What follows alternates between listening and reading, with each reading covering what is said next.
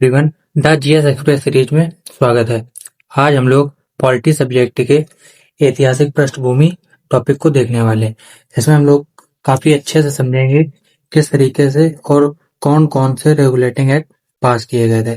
Basically जो regulating act पास हुए उन्हें दो पार्ट्स में हम लोग डिवाइड कर सकते हैं। पहला कंपनी का शासन 1773 से 1858 और दूसरा था ताज का शासन 1800, ये गलत हो गया थोड़ा, यहाँ लिख लो 1858। डन। 1858 से 1947 तक। 1857 की क्रांति ऑलरेडी पढ़ा रखी है मैंने। जब 1857 की क्रांति हो गई तो उसके बाद जो ब्रिटिश सरकार थी उसने 1858 का अधिनियम पास किया था, जिसके तहत जो भी प्रावधान थे वो सारे दिए गए हैं। एक ही टॉपिक में मैं दोनों चीजें कवर करा दूंगा, ठीक है। तो स्टार्ट करते हैं। सबसे पहला एक्ट है 1773 का रेगुलेटिंग एक्ट। इसमें क्या क्या प्रावधान थे? तो वो पहला एक्ट है, तो जो भी होगा वो फर्स्ट ही होगा, ठीक। इस तरीके से याद रखना।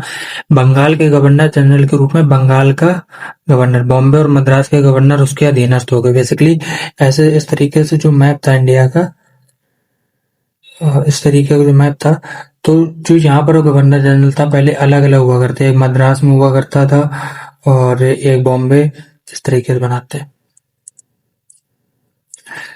जो अलग अलग कॉन्स्टिट्यूंसी के गवर्नर हुआ करते थे वो पहले अलग अलग थे, कि एक बॉम्बे में था, एक गवर्नर बॉम्बे में, एक मद्रास में, एक बंगाल में। तो 1773 रेगुलेटिंग एक्ट में ये प्रावधान किया गया कि जो एक बंगाल का गवर्नर रहेगा उसको गवर्नर जनरल का नाम दिया जाएगा, और जो बॉम्बे और मद्रास के होंगे वो उसके अंडर आ जाएंगे, ठीक है। पहला गवर्नर जनरल, बहुत इंपॉर्टेंट क्वेश्चन है, वॉरेन हेस्टिंग। वॉरेन हेस्टिंग रट्टा मान लो, वॉरेन हेस्टिंग डायरेक्ट क्वेश्चन पूछा था, प्रथम governor general Warren Hasting. Done. आगे बढ़ते। सबसे पहले इसमें प्रावधान किया गया था 4 सदस्यों की एक कार्यकारी परिषद बनाई, एक परिषद बना दी गई 4 लोगों की जो कंट्रोल करते थे, ठीक है। कंपनी के मतलब अभी ये पूरा जो शासन चलेगा कंपनी के लिए बनाया जाएगा, कंपनी किस तरीके से भारत में शासन करेगी। फिर अगला था 1773 के बाद 1781 का, बेसिकली ये इसी के बाद आया था। मतलब जो इसमें कमियां रह गई थी वो इनसे फुलफिल करने के लिए लेके आया गया था। क्या क्या प्रावधान थे? गवर्नर और परिषद को उच्चतम न्यायालय के क्षेत्राधिकार से मुक्त कर दिया गया। अगला था राजस्व मामलों को भी क्षेत्राधिकार से बाहर रखा गया। प्रांतीय न्यायालयों के बाद अपीली गवर्नर जनरल इन काउंसिल में की जा सकती थी, उच्चतम न्यायालय में नहीं। बेसिकली जो उच्चतम न्यायालय था, इसमें ये याद कर लेना, जो 1773 उसमें उच्चतम न्यायालय की स्थापना की गई, ठीक है। जो उच्चतम न्यायालय था उसमें प्रांतीय न्यायालय के बाद अपीली गवर्नर जनरल इन काउंसिल में की जा सकती, उच्चतम न्यायालय में नहीं। जो इनकी गवर्नर इन काउंसिल थी उसमें इनमें अपील की जा सकती थी, उच्चतम न्यायालय में अपीली अधिकार नहीं दिया गया था, ठीक है। ये याद रखना, डायरेक्ट क्वेश्चन पूछा जाता। अगला था पिट्स इंडिया एक्ट 1781। वाणिज्यिक मामलों के निदेशक मंडल तथा राजनीतिक मामलों के लिए नियंत्रण बोर्ड, 2 बोर्ड का गठन किया गया। सिर्फ इतना याद रखना, board of court of directors और board of control. Direct question पूछा जाता है सीओडी और बीओसी। 1784 पिट्स इंडिया एक्ट, ठीक। कंपनी क्षेत्र, भारत में ब्रिटिश अधिकार, जो कंपनी ने जो क्षेत्र कब्जा कर लिया था अब उनको भारत में ब्रिटिश अधिकार के नाम पे कहा गया। कंपनी पर ब्रिटिश सरकार का सर्वोच्च नियंत्रण, अब जो कंपनी पर नियंत्रण था वो डायरेक्ट ब्रिटिश सरकार का हो गया था, ठीक है। लेकिन अभी भी जो भी अधिनियम बनते थे वो कंपनी के लिए बनते थे, ठीक। इसके बाद का एक्ट आता है 1786 का एक्ट, इतना इंपॉर्टेंट नहीं, छोड़ दिया। फिर 1793 का एक्ट आता है, कंपनी के व्यापारिक एकाधिकार को अगले 20 वर्षों की अवधि के लिए बढ़ा दिया गया।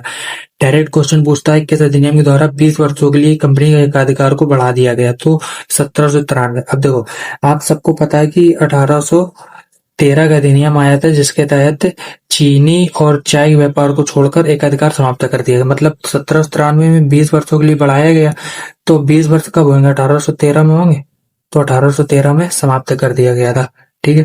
कंपनी में, भारत में कंपनी क्षेत्रों पर ब्रिटिश क्राउन की संप्रभुता का दावा भी किया गया। ईसाई मिशनरियों को भारत में प्रवेश की अनुमति दी गई। डायरेक्ट क्वेश्चन पूछा जाता है, ईसाई मिशनरियों को भारत में प्रवेश की अनुमति किस अधिनियम के तहत दी गई? तो आंसर हो जाएगा 1813 का अधिनियम। डन। ईसाई मसंदियों को भारत में प्रवेश की अनुमति। पश्चिमी शिक्षा के प्रसार के लिए प्रावधान किया गया। स्थानीय शासन को कर लगाने का अधिकार दिया गया। ठीक है। फिर इसके बाद आता है 1833 का अधिनियम। बंगाल के गवर्नर जनरल भारत के गवर्नर जनरल बने। तो पहला कौन था? जो गवर्नर जनरल था उसको, जो गवर्नर था उसको गवर्नर जनरल का नाम दिया गया। अब जो बंगाल का गवर्नर जनरल है वो पूरे भारत का गवर्नर जनरल बन गया, क्योंकि 1833 तक आते आते।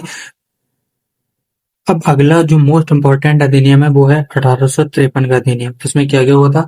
गवर्नर जनरल की पृथक विधायी परिषद की स्थापना। भारतीय विधायी परिषद, डायरेक्ट क्वेश्चन पूछा जाता है, भारतीय विधायी परिषद की स्थापना किस अधिनियम के तहत हुई थी? 1853 के तहत।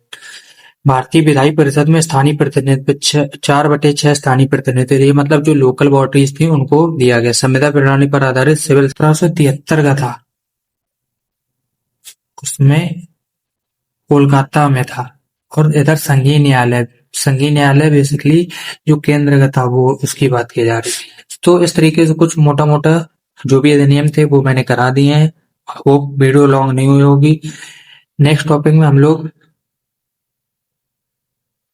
ऐतिहासिक पृष्ठभूमि हो गई है। अब हम लोग भारतीय संविधान की मुख्य विशेषताएं देखने वाले। इस तरीके से सारे टॉपिक 10-10 मिनट में कवर करा दूंगा। लगभग 44 वीडियो आएंगी, आप देख लेना। उसी हिसाब से 10 से 12 मिनट की वीडियो रखा करेंगे, उतने में ही समेट देंगे। डन। मिलते हैं नेक्स्ट वीडियो में। और हाँ, अध्यादेश के किस आर्टिकल में कमेंट करके बताइए।